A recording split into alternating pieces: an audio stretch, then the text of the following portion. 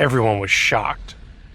Was Charles really saying that they should make the knowledge of the serum public, rather than try to keep it for themselves? But if we can control the serum, objected Taylor, we'll become much more powerful. There are three sides who could end up controlling the serum, said Charles. Stellar Technology, the military, or us.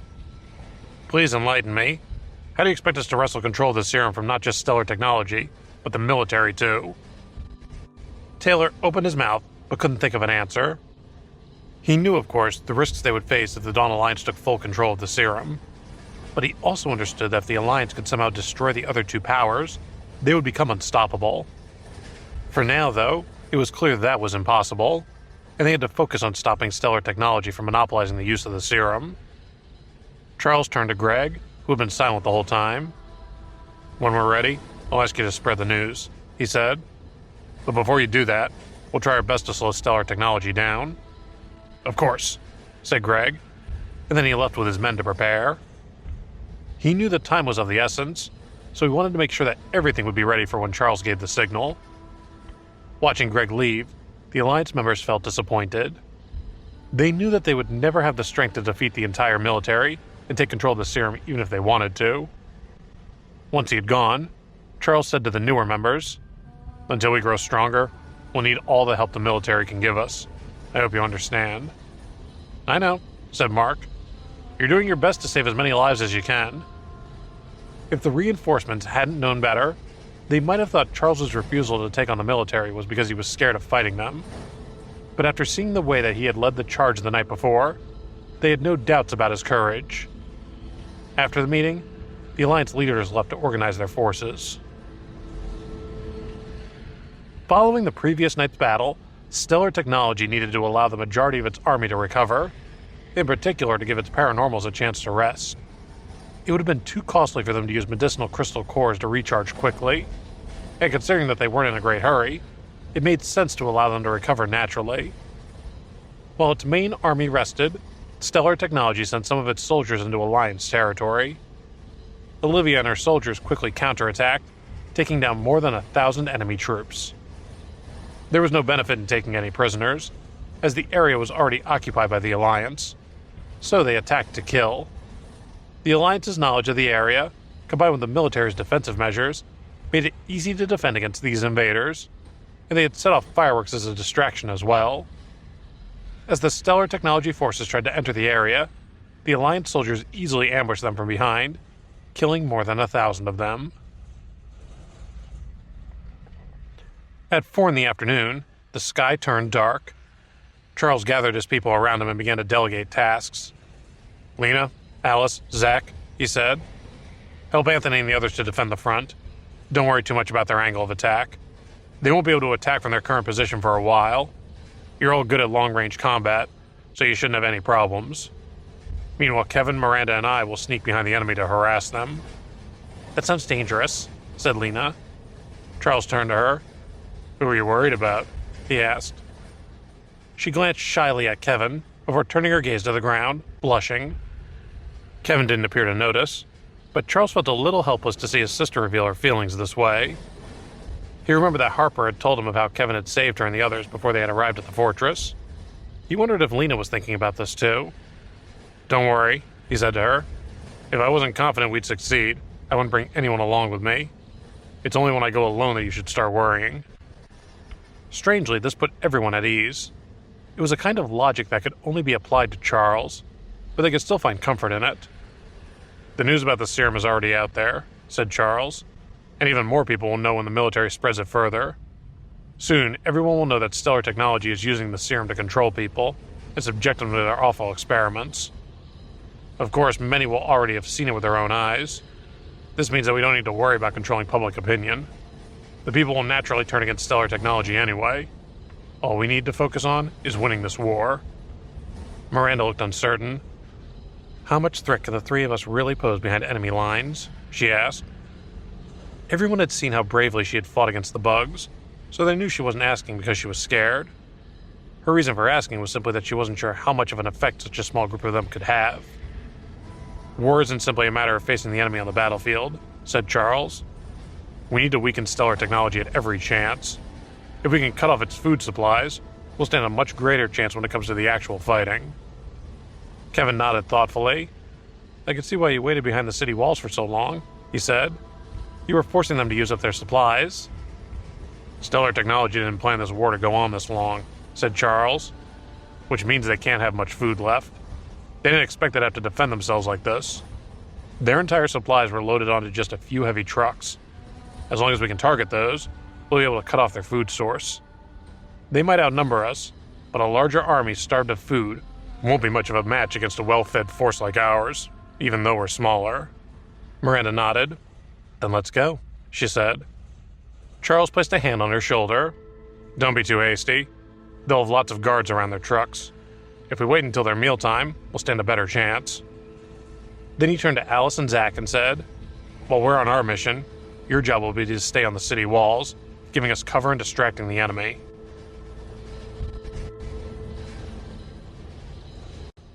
An hour later, 3 figures in black clothing slipped out of the fortress and into the dark.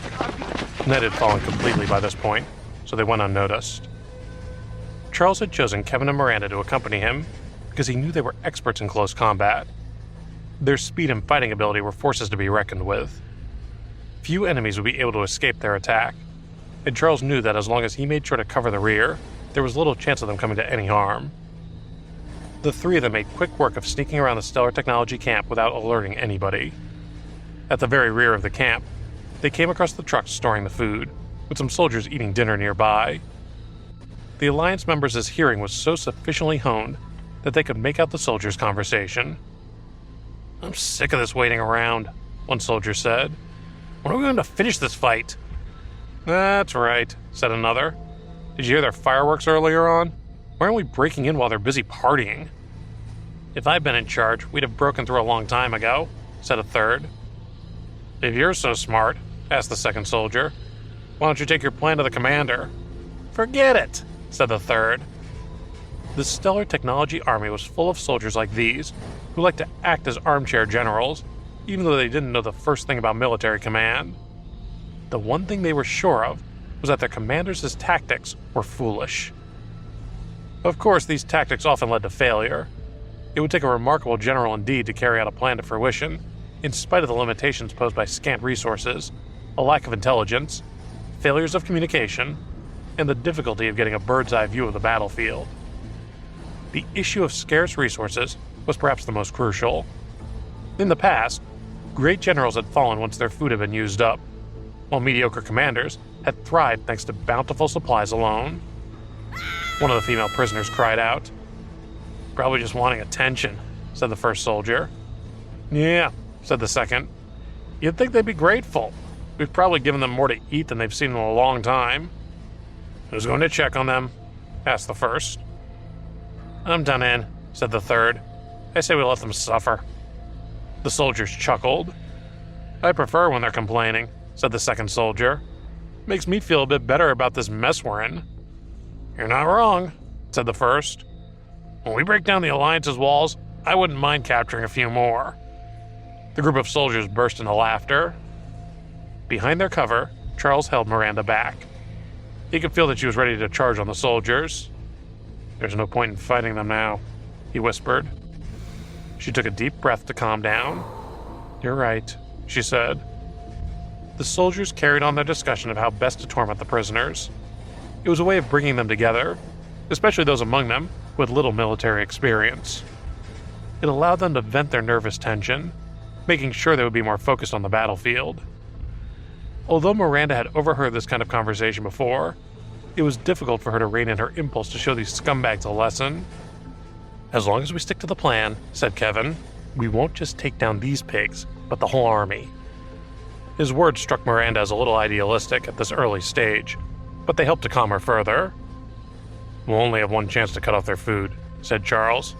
If we fail now, they'll know what we're up to and take the food somewhere less exposed. So it's now or never.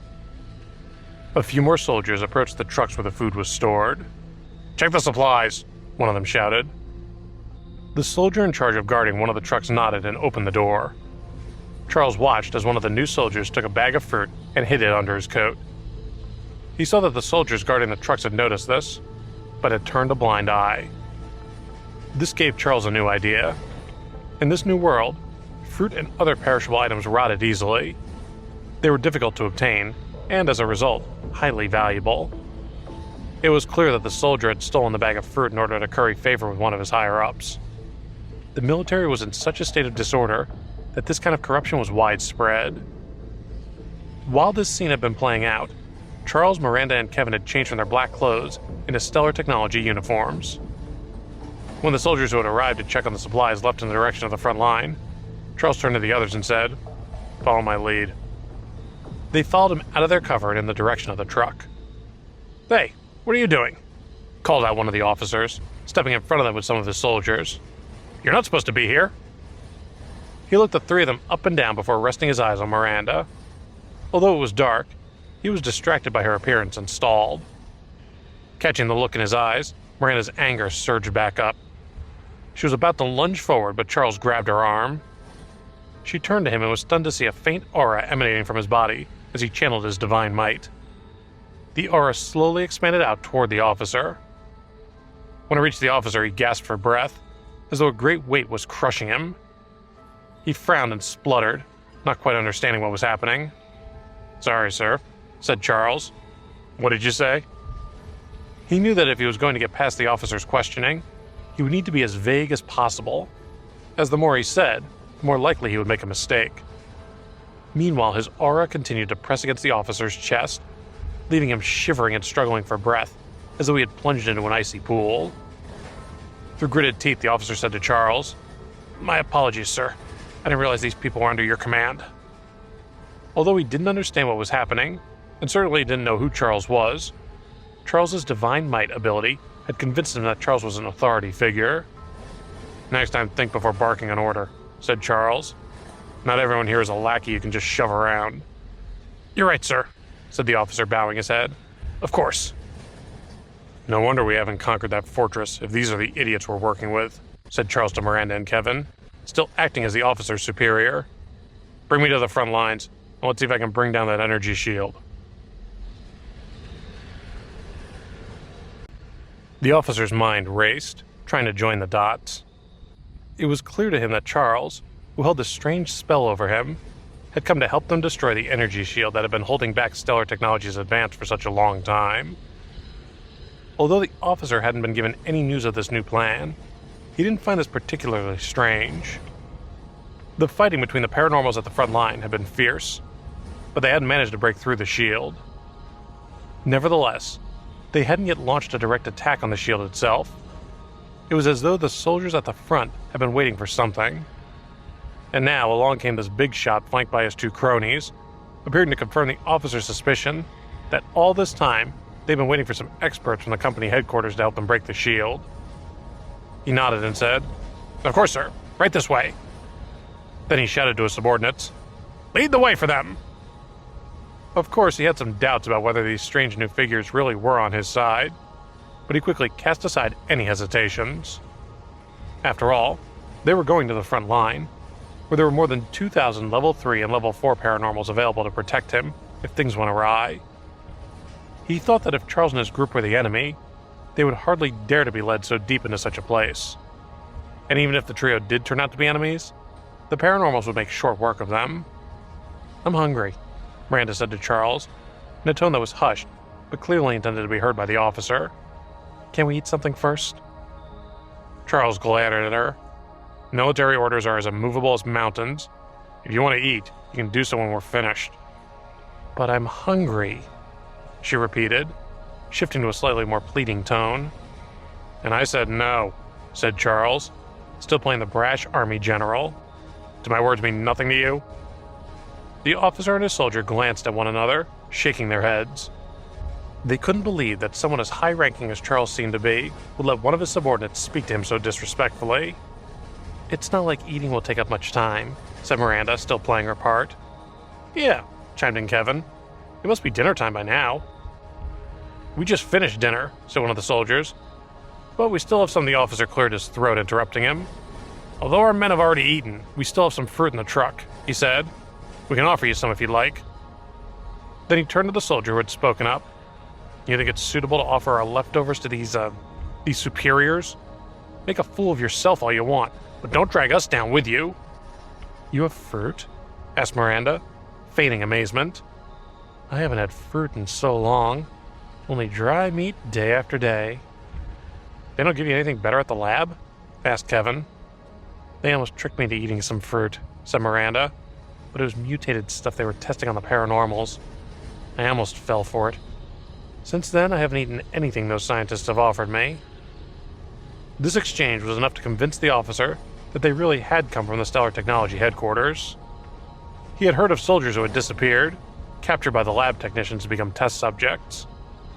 In fact, he had even tried to offer one of his subordinates to the lab for research, but his superior had stopped him. Now that he was convinced of who he was dealing with, he said, "You can have as much of our fruit as you like. We'll have to go back to the trucks." Charles knew that he had to maintain his brittle demeanor. "Well, all right," he said. And then he turned to Miranda. "But we don't have much time. Only take what you can carry. We'll have to either eat on the move or after our work is done."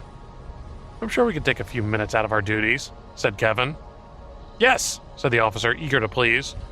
"We don't want the fruit to go to waste or get destroyed during the fighting.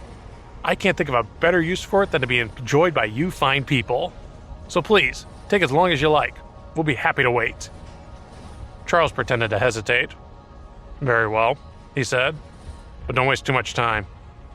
"We can talk tactics while you eat," said the officer. "Think of it as a business lunch." He laughed awkwardly.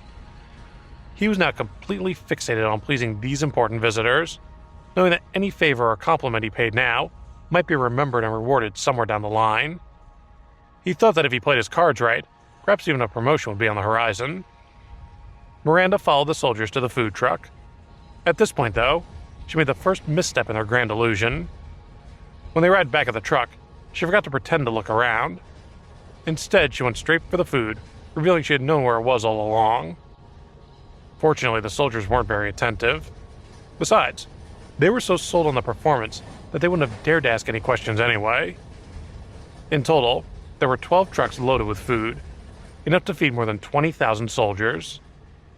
In fact, disregarding the perishables, the rice and flour alone would have sustained an army of this size for a month. It was clear to Charles that these would be ample provisions for the people inside the survival base. "Sir," said the officer. But before he could finish his sentence, a cold sensation trickled down his spine. "What?" he croaked, before looking down and seeing a blade sticking through his chest. It was held by Miranda, whose eyes blazed with fury.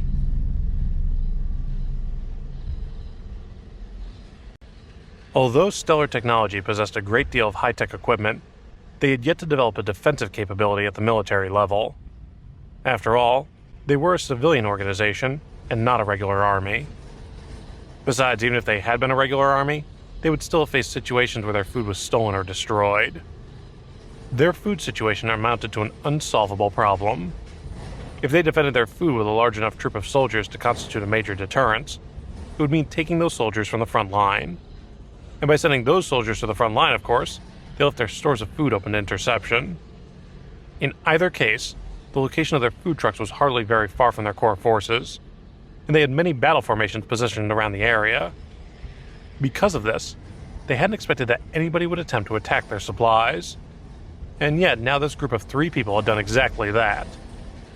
Miranda's swordcraft was very fast and powerful, befitting a paranormal of the Biowalter type.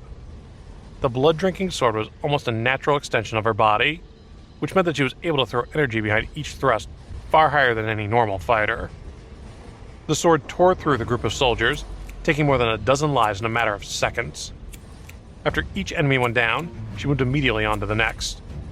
If these people were set on killing the ones she cared about, she would show no mercy in dispatching them. The air was soon full of the cries of Stellar Technology soldiers. "There's an attack! It's the enemy, they're here! Get our paranormals here, hurry!" Kevin had already killed all the paranormals guarding the food, dispatching them with his Crimson Flame sword. Soon others hurried over, drawn by the commotion. Kevin waved his sword, its energy soaring out like a flaming meteor, setting the night sky ablaze. This was the key characteristic of the sword. It always found its mark. But it also spilled blazing destruction out all around it. Dozens of paranormals descended on Kevin, unleashing their superpowers all at the same time. but each one was broken by Kevin's sword energy. A level 4 paranormal like Kevin could use his soul energy to deflect the attacks of enemy paranormals. Although it had its limits at lower levels, his immense ability ensured that it gave him a reliable defense. In fact, whether in attack or defense, solo or as part of a group, Kevin's sword energy was unparalleled. His ability to specialize in whichever mode of combat he found himself put him in the minority. His skills were so refined that he never showed any flaw or weakness. A fire dragon appeared and intercepted the dozen paranormals. "That's not good," one of them cried out. "Block it, quickly!" shouted another. The dragon-shaped flame was clearly the work of a level 4 fire-powered paranormal. When it appeared, the enemy troops were gripped with fear and rallied together to block it. The joint effort of these 12 level 4 paranormals finally beat it back. Before they could take pause, though, a flaming longsword flew spinning toward them, flickering with a red phosphorescence that reflected in their terror-struck eyes. Kevin's fire dragon hadn't been the main attack. Rather, he had only been using it as a cover so that he could get closer to the paranormals. And now that he was next to them, he raised his crimson flame sword once again. Before they could react, the flames on his sword bloomed in the form of a lotus flower. It blazed so high and bright that it lit up the faces of all the combatants, turning the scene oddly beautiful. But the beauty was soon undercut with screams of terror as Kevin brought the sword down upon his enemies. Beholding the scene, a group of soldiers who had arrived as reinforcements stopped in their tracks and held back, unwilling to come one step closer. "Don't retreat!" cried one of the soldiers at the back of the troop. "All of you, attack!" Kevin spun the sword in his hands, sending sparks and tongues of flame in all directions. The fiery red lotus continued to bloom at the tip of the blade. In the face of this foe, the Stellar Technology soldiers couldn't help but retreat. Even the paranormals didn't dare to approach him. They didn't fully understand exactly who they were up against, and this turned out to be the deciding factor. They may have been willing to face death if they knew the reason they were fighting, but to be so suddenly faced with this unknown enemy, all they knew was fear and confusion. With the lotus flower continuing to blaze, Kevin was illuminated as though he was the only person alive in the darkness. Nearby, though, Miranda had killed the soldiers guarding the food, as well as the reinforcements that had arrived from the other side. These soldiers hadn't been taken from the front line and weren't particularly strong. She made light work of taking them out. Kevin detected an aura nearby. "Charles," he called out, "are you ready?" He was very sensitive to auras. He knew in an instant that the new auras belonged to paranormals that were near level 5. In other words, they weren't opponents that would be easily dealt with. If he couldn't deal with his enemies quickly, then what had started as a stealth mission into the enemy camp would soon turn into an even greater bloodbath than it already was. "Damn it," muttered Charles, wishing he had more time. He was trying to create an entrance into the energy storage space large enough to fit the food trucks. But it took a lot of soul energy. After Kevin and Miranda's delay, he had only managed to load 8 of the 12 vehicles. "I hate wasting food," he thought. "It looks like there's nothing else I can do." And with that, he unleashed 4 explosive flame amulets on the remaining trucks, blowing them to smithereens.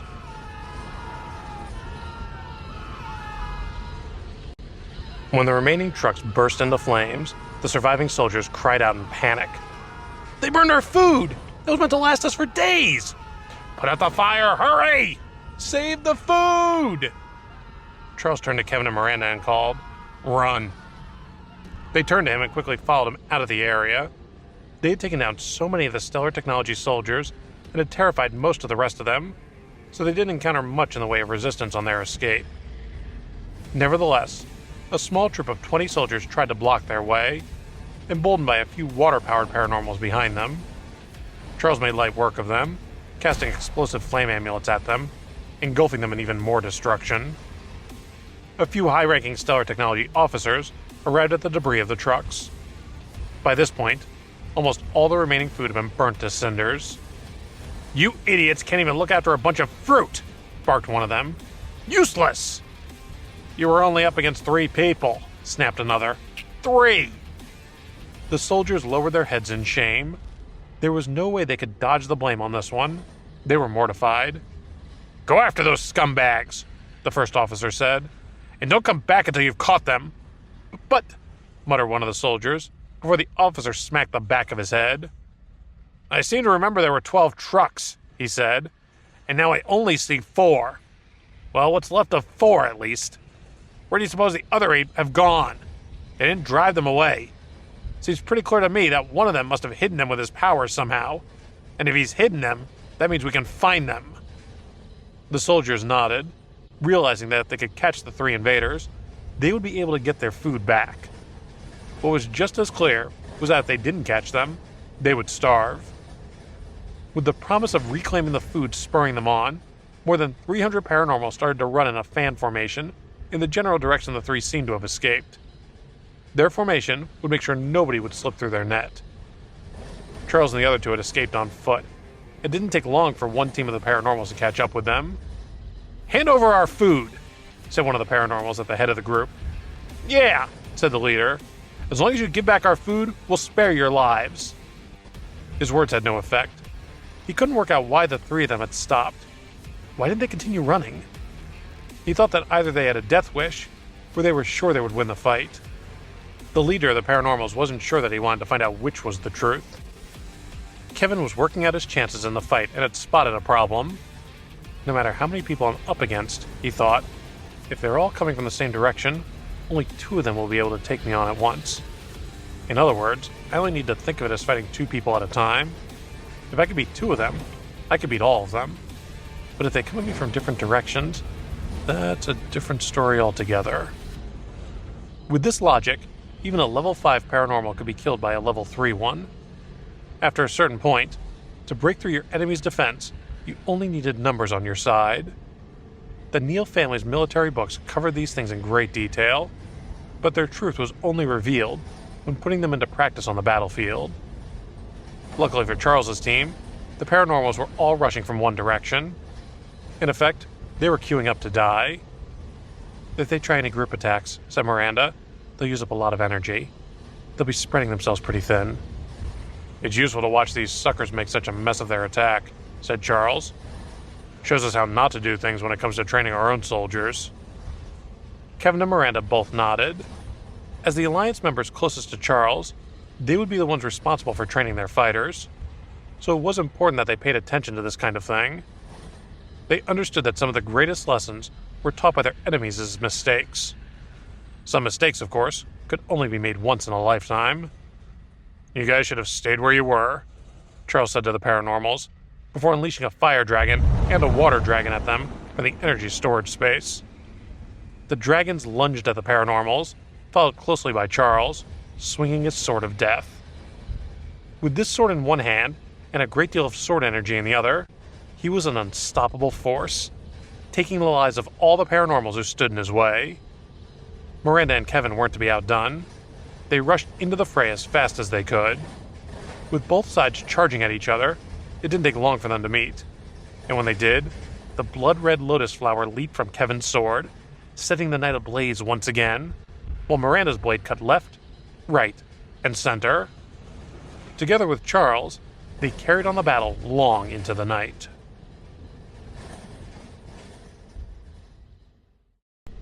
It should have been an easy battle for the Stellar Technology Battalion, or what was left of it, to win. There were plenty of them, and only 3 Dawn Alliance fighters. But even if the numbers had been equal, the combined strength of the Stellar Technology soldiers wouldn't have been enough to overcome Charles, Miranda, and Kevin's high level of cultivation, and their superpowers. The Stellar Technology troops had been prepared for a fight, so when the Water Dragon and the Fire Dragon had been let loose on them, they hadn't sustained a huge number of casualties at that point. But it was a totally different matter when Charles rushed at them a few moments later. He took down more than 10 enemy soldiers within just a few seconds, as did Miranda and Kevin. They were all experts in offensive and defensive action and caught the enemy off guard, adding quickly to the death toll. Only about 100 Stellar Technology paranormals survived the attack. An assault of such terrifying speed left the enemy soldiers reeling and frightened. "We're no match for them! Run!" shouted one of them. The rear lines of enemy soldiers turned tail and fled, any remaining courage and desire to engage in a fight draining away faster than they could run. The battle continued, with Charles, Miranda, and Kevin killing another 100 of the Stellar Technology troops in just a few moments. Charles didn't bother going after the remaining few who were running away, but he did collect up the bodies of the enemy dead. Miranda and Kevin knew a little about the research that Charles carried out, so they helped him without question, even though they didn't know exactly what it was that he did with the bodies. As she dragged more bodies along the ground, Miranda said to Kevin, "Scientific research often seems to demand personal sacrifice, doesn't it?" "Yeah," replied Kevin, heaving several bodies alongside her. "Charles has been sacrificing something to develop the serum, but that's all I know." The drug that Charles was testing could increase the strength of the human body, and Kevin and Miranda both thought that if enemy bodies were useful to Charles, then that was fine by them. When all the enemy bodies had been collected, Charles, Miranda, and Kevin started to make their way back to the Dawn Alliance base. They noticed that the remaining Stellar Technology soldiers were following them, so Charles slowed down to see what the enemy would do. Strangely, they also slowed their pace. Every time Charles sped up or slowed down, so did the Stellar Technology troops. Wondering what was going on, Miranda said, "Let's just stop and see what they do then. We're far enough ahead that they won't catch us." The three of them stopped and were surprised to see that the enemy soldiers turned around and went in the opposite direction. "I wish we could clean them all up," said Kevin, "but they're making things difficult." "Me too," agreed Charles. "I wonder what they're up to." Miranda replied, "Maybe they're just stupid and are looking to pick another hopeless fight, although I wouldn't rely on that." Kevin nodded and said, "Let's go back to the base." They made their way back to the base, entering through the secret door. Seeing the three figures gradually getting further and further away, the Stellar Technology soldiers heaved a sigh of relief. After giving up on the pursuit, they felt a sense of relief and great fear. "They finally escaped," said one. "Why'd they keep slowing down?" asked another. "Are they laying some kind of trap for us?" "Who knows," replied his companion. "But I do know this. They were terrifying, and I think that only level 5 paranormals would be able to overcome them. We only had 3 soldiers of that rank, and 2 of them have already died in battle. It's not looking good." He let out a deep sigh. "We'll just have to tell the commander that they outran us and we couldn't catch them," he continued. "It's not our fault, and the higher-ups can sort it out. Battle plans are way above our pay grade, and I'm not going to worry about it any longer."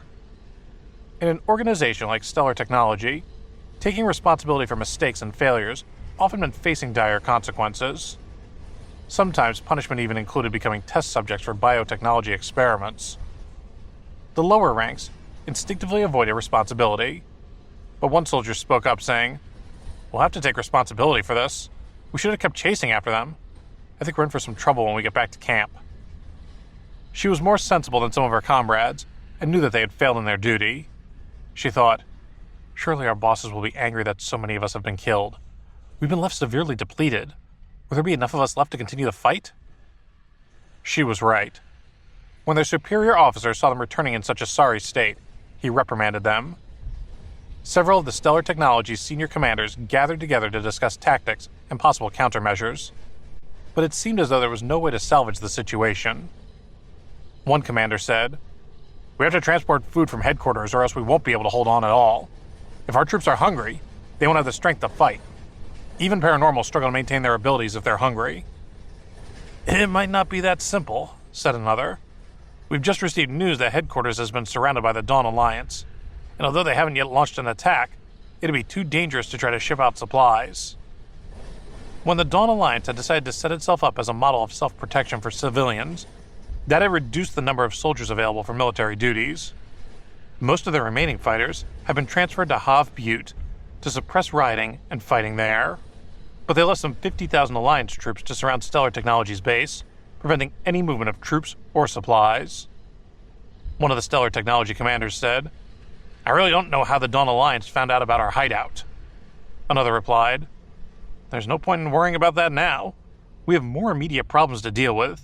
We only have enough food for one more meal, so issue the order for everyone to eat and then rest up tonight. We'll attack tomorrow at first light."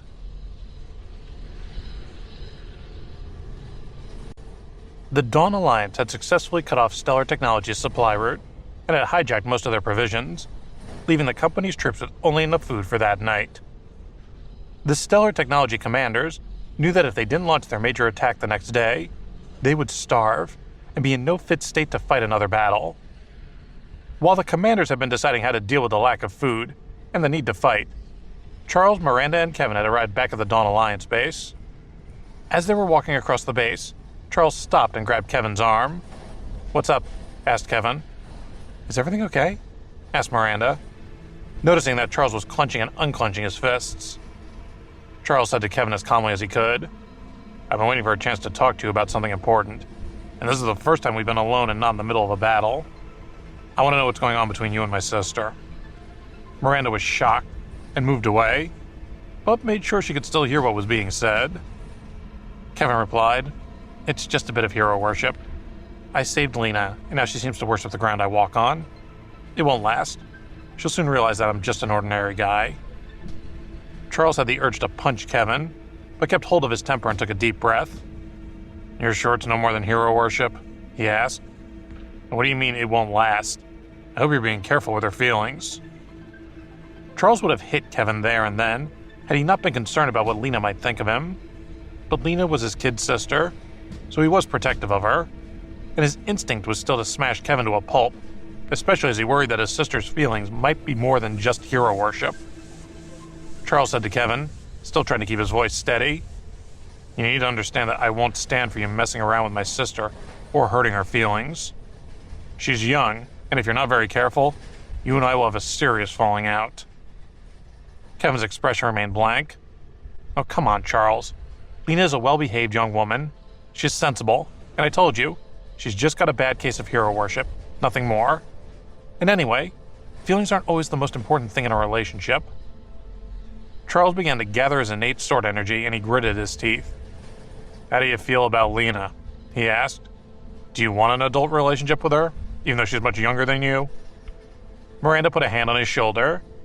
"You two really are more alike than you realize," she said, smiling. "Although the things you want to protect are different, you're both people who will give their all to protect what matters to you. If the boot was on the other foot and you wanted a relationship with someone close to Kevin, he'd feel just as protective as you do of Lena."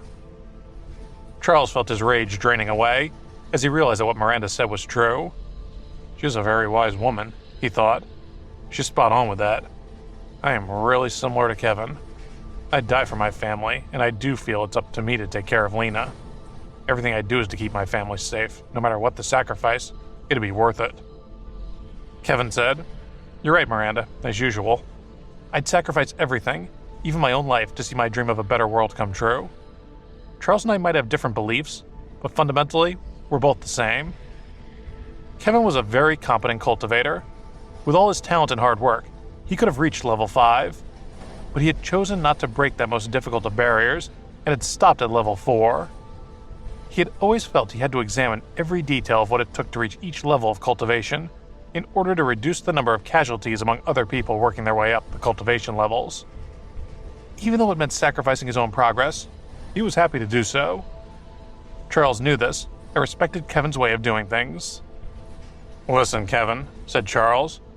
"I know you're trustworthy, brave, and loyal, and you care about the well-being of other people. The world needs people like you, but trusting you with my little sister is a different matter." Kevin replied, "I can't help how she feels about me. If she's mistaking her feelings for true love, you can tell her from me that she just has to accept that I don't feel the same way about her." Miranda started to worry that Charles was about to get very angry again, and said to him, "Calm down, Charles. I know you feel very protective of your sister, and that makes it difficult for you to see this dispassionately. But you and Kevin shouldn't come to blows over this. We have enough to do fighting stellar technology without you two fighting each other." Charles and Kevin both nodded as Miranda went on. "You know what Lena's like, Charles," she said. "She's such a gentle person. But should you really be making such a decision for her? She might be young, but she's old enough to know her own mind and make her own mistakes." Charles looked up at the sky and thought long and hard about what Miranda had said. "I suppose it's not surprising Lena and I are similar. We'd be even more alike if she'd already survived through 10 years of the apocalypse, too. I've been through things that I never want her to have to experience, and I've taught her how to survive. But I think she only really started to understand me after she'd been through the terrors of the insect swarm disaster and Stellar Technologies invasion." Turning to Miranda, Charles said, "You're right. If I tell Lena she can't see Kevin, she'll hate me for the rest of her life. Everybody wants to have that one perfect relationship, I guess. But how realistic is that? Miranda replied. Of all the students I've ever taught, only a tiny proportion found their one true love at such a young age. I know you want to keep Lena safe and have her not know a day's pain in her life, but times have changed, and she's not a kid anymore. Charles sighed. Oh yes, times have certainly changed. I'm sure I'm not the only guy in the world to want his sister to find the perfect partner, but how many people are perfect? He knew that she was right. I have to stop being so protective of Lena and let her make her own decisions about her relationships, he thought. How could she find the right partner if I never let her date anyone for fear they'll hurt her? And how many people really find their soulmate first time around? Even Zach and Harper weren't sure of each other at the start of their relationship, and look how good they are together now. Ignore me. I'm just being the overprotective big brother, he said. I'm not going to force my opinions on Lena. She can make her own decisions. Looking Kevin square in the eye, he added, but if you hurt her, you'll have me to answer to, and I can tell you right now, it won't end well. Kevin replied, I can't make Lena's mind up for her. If she wants me, it's her decision. But I promise you one thing. If we do get together, I'll take care of her as if my life depended on it.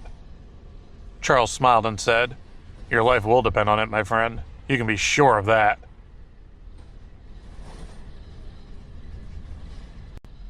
A few minutes later, Charles, Miranda, and Kevin arrived back at the city wall, and from their demeanor, no one was able to tell that the two men had very nearly come to blows.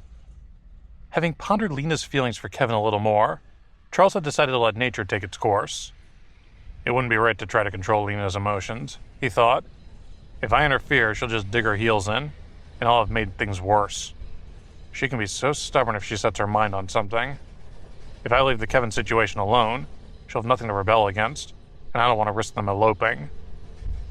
Charles would have much preferred to forbid Lena to have anything more to do with Kevin, but he realized that it would be better to let her feelings fizzle out naturally. I hope that's what does happen, he thought, but if she's really in love with him and not just in the throes of a crush, then that'll be an entirely different matter. Despite Charles not wanting to fall in love himself, he still hoped that his sister would find a good man, and a good man, in Charles's opinion, would love her and not take advantage of her feelings for him. Not everyone wants to get married or even live together, he thought. I sure don't. I like my women with no strings attached. But I think Lena's much different from me when it comes to relationships. Realizing that Olivia was speaking to him, Charles put all thoughts of his sister aside and dragged his mind back to what Olivia was saying. So, what's the situation with Stellar Technology now? She asked. It looked like they were regrouping back at their base and getting some rest. My guess is they'll launch another attack in the next few hours, perhaps even sooner than that.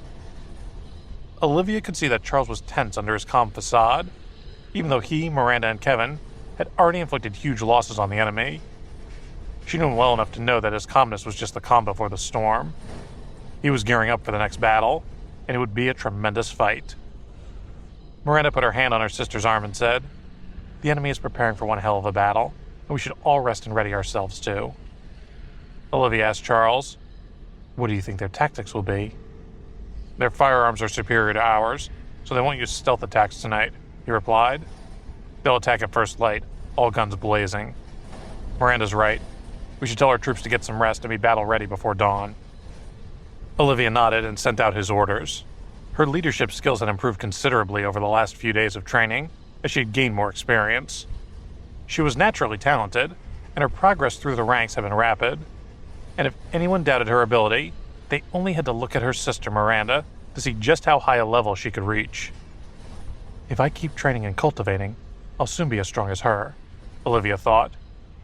After she got the blood-drinking sword, she went straight up to level 5, and she's pretty much at its peak now. I want that so badly, but I'm not there yet. Only Charles has the means to forge divine weapons, and there aren't many around. Miranda had one of the very few highly prized blood-drinking swords, and it had helped her reach a high level of cultivation. Once more mines produced rare materials over time, others would be able to produce similarly powerful weapons. But for now, Miranda stood a cut above the rest thanks to this rare weapon.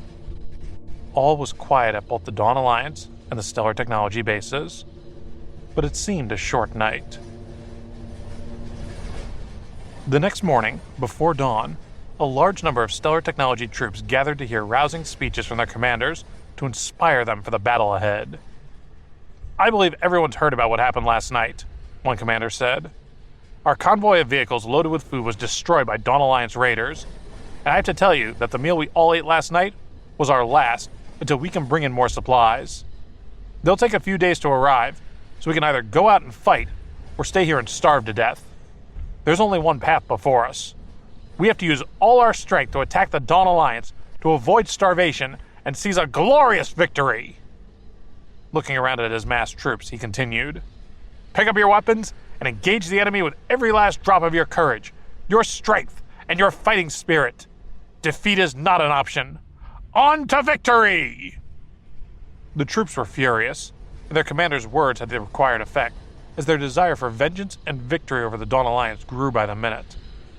Another commander added, "Yes, that's right. They hijacked our food convoy and left us to starve. We already knew they were despicable, but this is a new low even for them.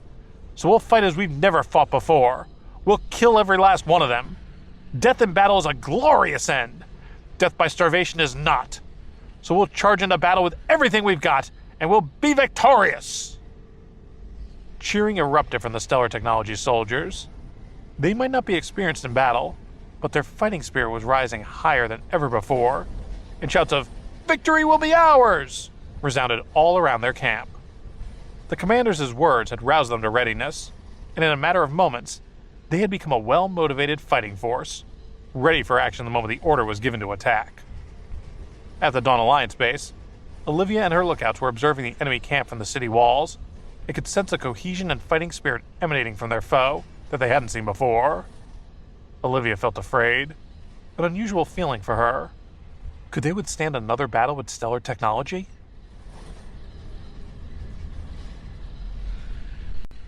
It was just before dawn, so still dark outside, and even though the Dawn Alliance members couldn't see the Stellar Technology camp, shrouded as it was in darkness, they knew that their enemy would be out for blood that morning. The well-rested and fed Alliance troops were waiting for the sun to rise before they launched their attack. The deputy chiefs had gathered at the city wall to keep watch. Taylor grimaced and said, "Why do I think this battle would be easier if we hadn't hijacked Stellar Technology's food convoy? They must know they've got nothing to lose now.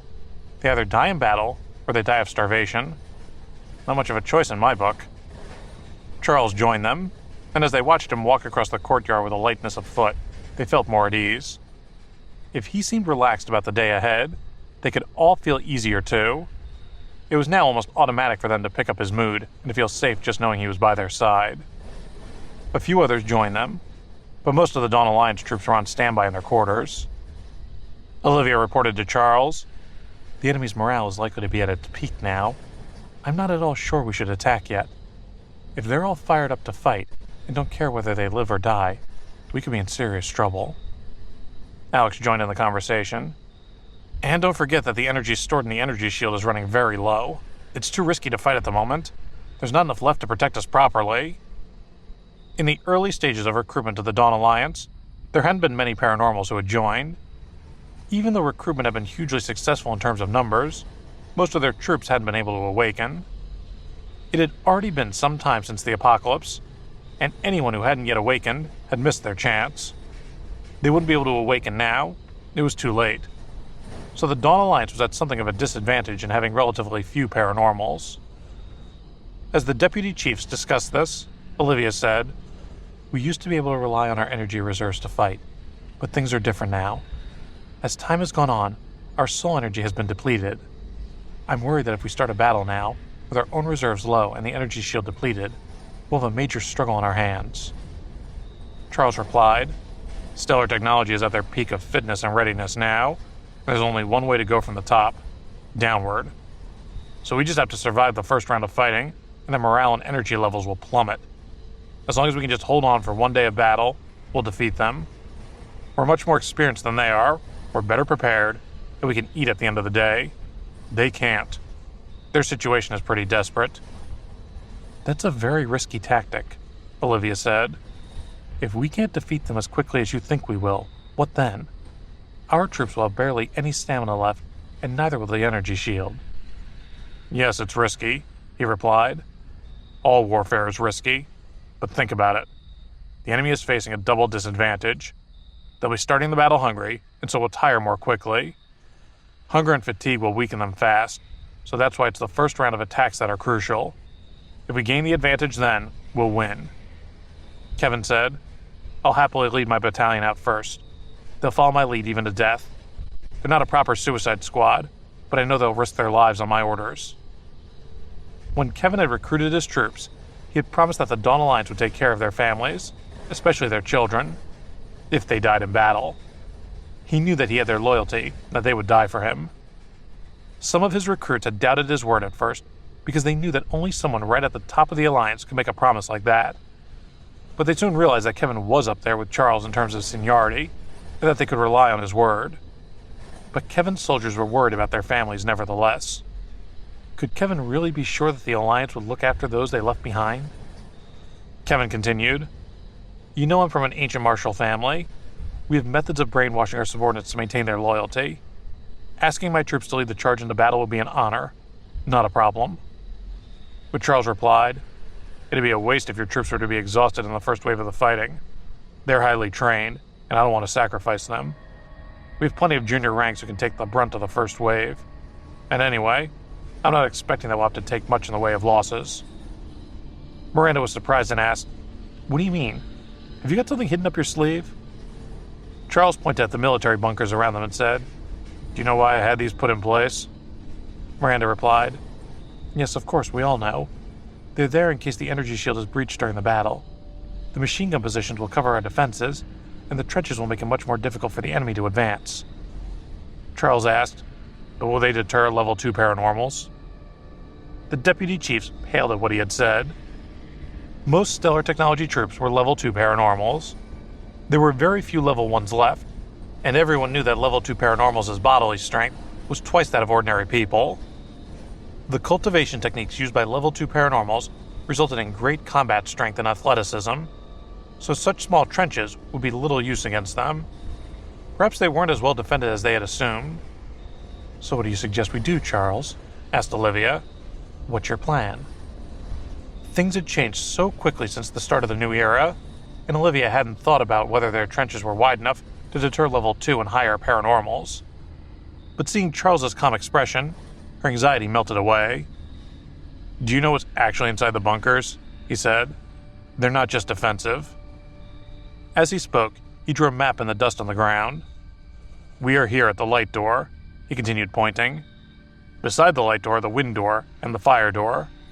I've already asked Alice and Zach to pull up the energy shield between the wind and fire doors. When all the shields are up, I'll turn the entire area into our very own version of hell. Olivia shivered, but, like the other deputies, couldn't help feeling excited. They all trusted Charles. Even though they didn't know exactly what backup facilities he had put in place in the bunkers, they could see confidence written all over his face. And so they felt confident too. If Charles said it would work, it would work.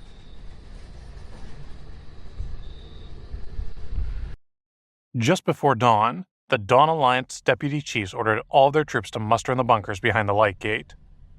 The order was given quietly on a need-to-know basis, and the troops were forbidden to ask questions about battle tactics. But that did mean that none of them knew how many people were left guarding the front line. Some of the Dawn Alliance members, who had only joined up recently, didn't understand the significance of the order, and remained where they were on the city walls.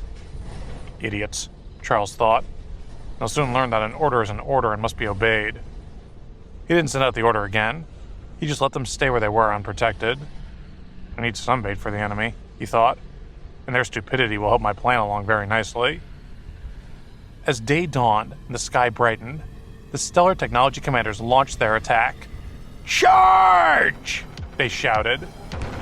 Their soldiers, fueled by their anger over the food convoy hijacking, saw red and charged toward the Dawn Alliance energy shield, not caring whether they lived or died, fearlessly dodging the missiles launched from the city walls. Their morale is very high, said one commander. We've motivated them beyond anything I thought possible. Yes, replied a senior officer. They'll spur each other on. Look at them, ferociously angry, every last one of them. Screaming fiercely, they ran towards the Dawn Alliance camp. The Stellar Technology troops began attacking and destroying the energy shield. Their rearguard paranormals inflicted heavy damage on the shield, and within just a few minutes, it began to break down. One platoon leader shouted to encourage his troops, "Keep at it! Their energy shield is failing! Onward! On to victory!" Charles, who was on the city wall, watched the Stellar Technology troops advancing and saw the damage they were inflicting on the energy shield. No problem, he thought. I have this covered. He felt very calm and confident, unlike the Stellar Technology commanders, who were very surprised to see just him and a few of his deputies and others standing on the city walls. One commander said, "There aren't many people up there. I wonder where they all are." His senior officer replied, "They've probably built bunkers. They'll be holed up in there. But the people we need are up there. Look," he said, pointing up at Charles, Kevin, and Miranda. "When we breach the walls, those three and the other deputies will be the first to die." The senior commanders of Stellar Technology understood the principle of capturing the leader at the start of a battle, and they could see that there were only a handful of people on the city walls, so they were unafraid of advancing. All they had to do was kill or capture these few people, and victory would be theirs for the taking. And even if there were traps laid for them, they had no choice but to go all out to win.